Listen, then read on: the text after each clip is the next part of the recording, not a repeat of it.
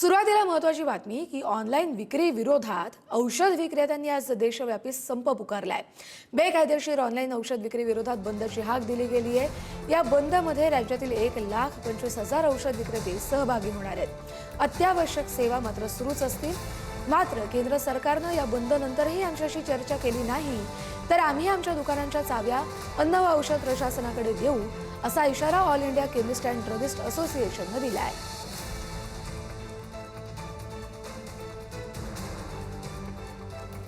बेकायदेशीर आणि ऑनलाईन औषध विक्रीच्या वाढी विरोधामध्ये केमिस्ट संघटनेने देशव्यापी संप पुकारलेला आहे। सध्या मी मुंबईत उभी आहे।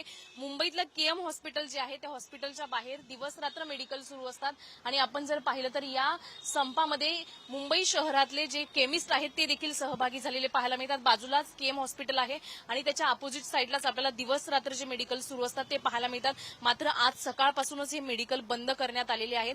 विशेष म्हणजे ऑनलाईन पद्धतीने जी औषध विक्री केली जाते तिला आळा बसावा यासाठी 12.5 लाख केमिस्ट या संपामध्ये सहभागी झालेले पाहायला मिळतात। मात्र आपण दुसऱ्या बाजूला जर पाहिलं तर इमर्जन्सी सुविधा म्हणून मेडिकल सुरू ठेवण्यात आलेले, मात्र अनेक मुंबई शहरातले जे केमिस्ट आहेत ते या संपामध्ये सहभागी झालेले आहेत। कोरोना काळामध्ये ऑनलाईन औषध विक्री केली जात होती, झटपट ऑनलाईन विक्री केली जात होती आणि त्याचाच गैरफायदा घेत या केमिस्टला मोठ्या प्रमाणावर फटका बसतोय। त्याचबरोबर गर्भपाताच्या गोळ्या असतील, झोपेच्या गोळ्या असतील, या कुठलाही पुरावा नसताना ऑनलाईन पद्धतीने विक्री केली जाते। अशी अनेक औषध आहेत, त्यांना आळा बसण्यासाठी हा देशव्यापी संप पुकारण्यात आलेला आहे।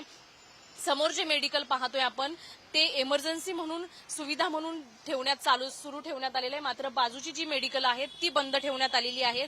विशेष म्हणजे आता देशव्यापी हा संप पुकारलेला आहे, हा किती दिवस सुरू राहतो हे पाहणं महत्वाचं असेल। मात्र आता ऑनलाईन पद्धतीने जी औषध विक्री केली जाते त्यावर आळा बसणार का हे सर्वात महत्वाचं आहे।